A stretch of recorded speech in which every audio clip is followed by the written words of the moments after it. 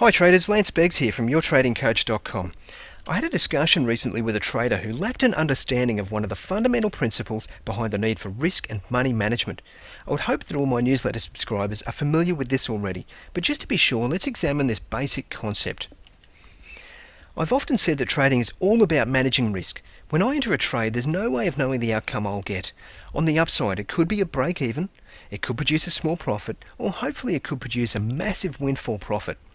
On the downside, it could produce a small loss, but one thing is certain, when I enter a trade, it will never produce a large loss. Why? Because I've learned the hard way to respect the risk in the markets and to keep that risk small.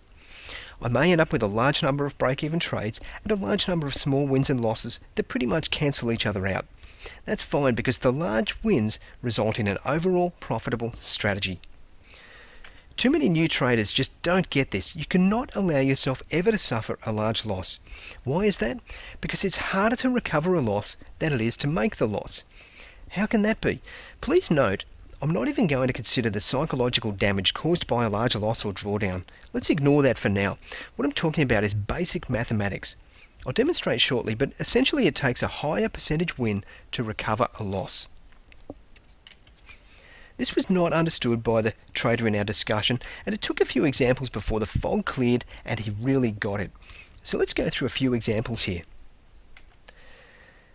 Let's say you lose 50% in one trade and then gain 50% in the next trade. I know you wouldn't work with those sort of figures in real life, but let's work through the example. Where does that leave your account?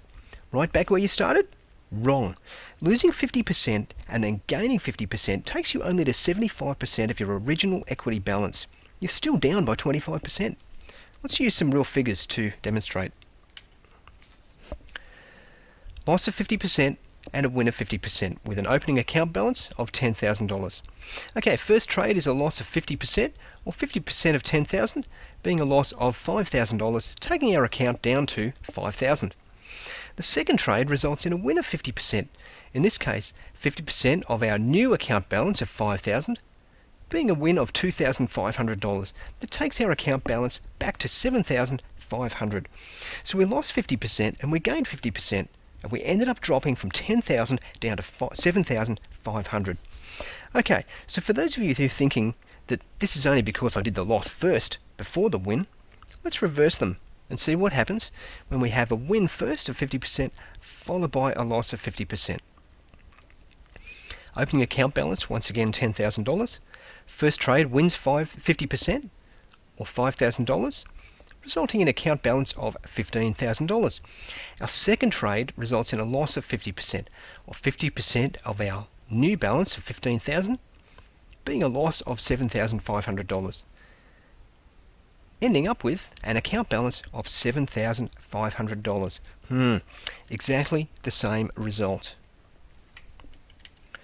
The fact is, if you lose 50% of your account, you then need to make a 100% return to get right back where you started. And trust me, it's a lot harder to make a 100% return than it is to lose 50%. Let's do the maths again. Losing 50% and then making 100%. Okay, account balance $10,000. First trade is a loss of 50% or loss of $5,000, resulting in account balance of $5,000. Second trade wins 100%. Excellent trade.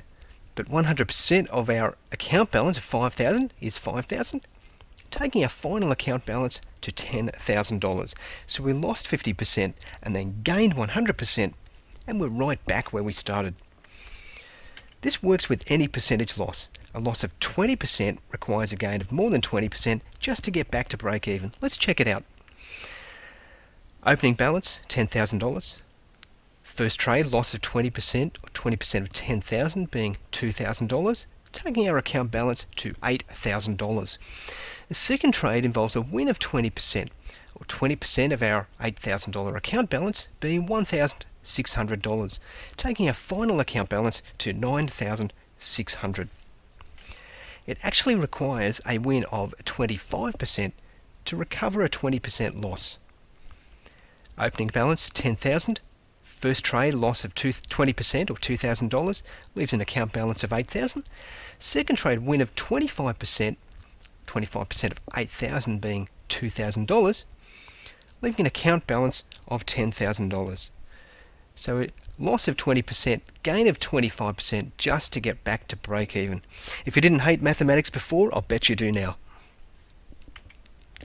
Now, some of you may be saying that this is all fine in theory, but you'd never lose 50% in one trade. Well, I'm happy to hear that. However, what about a gradual loss over a series of trades, totaling 50%?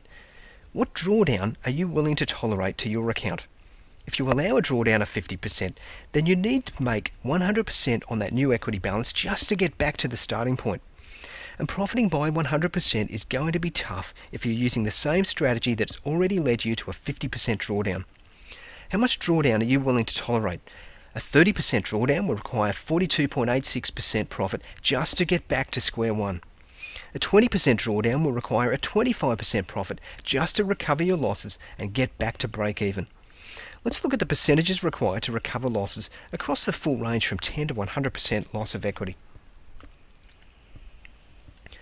Pause the video if you want to look at this in depth, or if it's too hard to read on the small video, then go to my website and look in the money management articles and you'll be able to see a larger copy.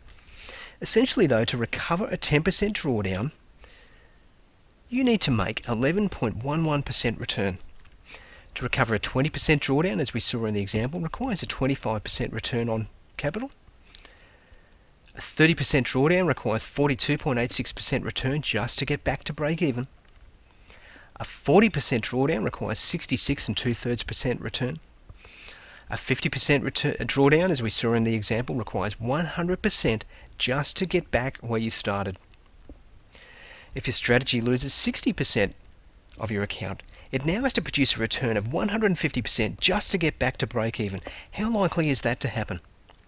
And skipping ahead, if you're stupid enough to lose 90% of your account, well, maybe it's time to look for a new career. You're going to need to make a 900% return just to get back to your starting point. That's tough going. So where does this all leave us? Respect the risk in the market, if for no other reason than to save yourself from having to explain to your family where all your money has gone.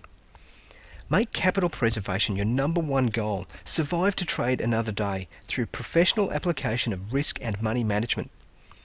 Learn with small amounts. Don't place all of your life savings in the markets, because you probably will lose a large percentage while you're learning, if not all your money. And start off on a demo platform. When you're profitable on a demo, only then should you move to a live platform. And then start live with the smallest position size that your market or broker will allow, and gradually increase size as you demonstrate success at each level. I'm Lance Beggs, trader and risk manager from www.yourtradingcoach.com, saying manage your risk and survive to trade